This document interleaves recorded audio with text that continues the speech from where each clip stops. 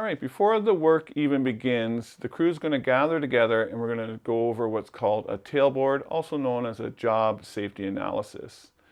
In this document, we're going to be going over the risks associated with the job and barriers put in place to mitigate those risks. This is an organized work form that we can follow, keeps us in line, make sure we hit all those key points. And we want to make sure all crew members are involved in this discussion, because everybody is equal in this conversation, and I could easily miss something that someone else could see. We want to make sure that we list all the risks associated with the job, all the hazards, and mitigate those risks whenever possible. When we can't mitigate those risks, we want to bring them down to an acceptable level. An example of this is people in our work area. We want to make sure that we set up the proper barriers, such as pylons, hard barriers, flagging tape. But if we're in a high traffic area, we might want to put a spotter there as well, because we all know people are still going to try and come in our zone. It's hard to fully eliminate that hazard, but we want to make sure we're doing our due diligence. If we need to step it up to a point where we have to get an off-duty officer, which is extremely rare, that might be the case in a downtown core, such as a busy center like Toronto. Examples of some of the risks that you'll see on the job site. First and foremost, always look for power lines. Sometimes those power lines will sneak up on you. You've seen them in backyards. Identify those power lines, limits of approach. Looking at the tree, is there hung up branches in the tree, big dead sections, animals, fruiting bodies, cracks, both vertical and horizontal. Is there decay in that tree?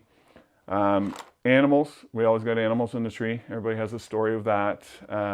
It's not just the tree, but also what's around the tree. So we gave the example before of people in the area, cars, trails, buildings, tables below it, things that can be moved. We want to move those. We want to eliminate that whenever possible.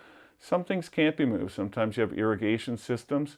So we want to put pylons or something, some barrier over top of that. But make sure that we've identified all the risks associated with that job. And again, it's a group discussion.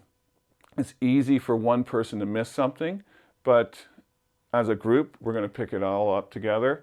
And then it puts us all on the same page as well. So we're all working together to make that job site safe. If we have major site changes, say we get into a thunderstorm or the wind changes, or even anything with the tree itself, we want to regroup and analyze that together as a group and make sure that our mitigation measures in place are adequate. If they're not, then we want to make adjustments and make sure that's a group discussion where we're all participating in it together. The emergency plan is also very important. What is our emergency plan? Where are we, for example? Where's the first aid kit, fire extinguisher? Does everybody know the plan? If someone's working aloft, who's going to be performing an aerial rescue if required? And this is all important when we're filling out this form, because first and foremost, we want to make sure that we keep people safe. That is our number one priority, is be safe, but it'll also act as due diligence on the form. The emergency plan is really important, and this is a requirement under legislation. What is your emergency plan?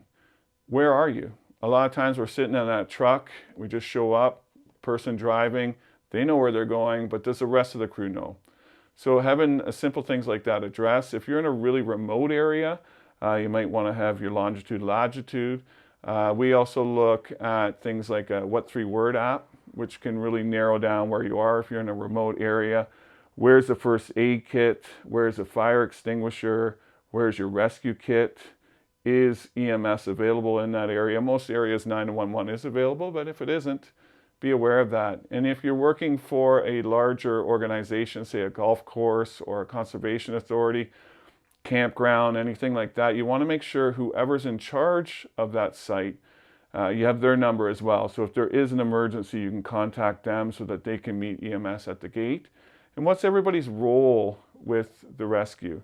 If something goes down, who's going to perform the rescue, who's calling 911, potentially who's going to greet EMS. Make sure this is all rehearsed and documented in your tailboard. When you're doing this, you're helping to satisfy the 3 rights of a worker.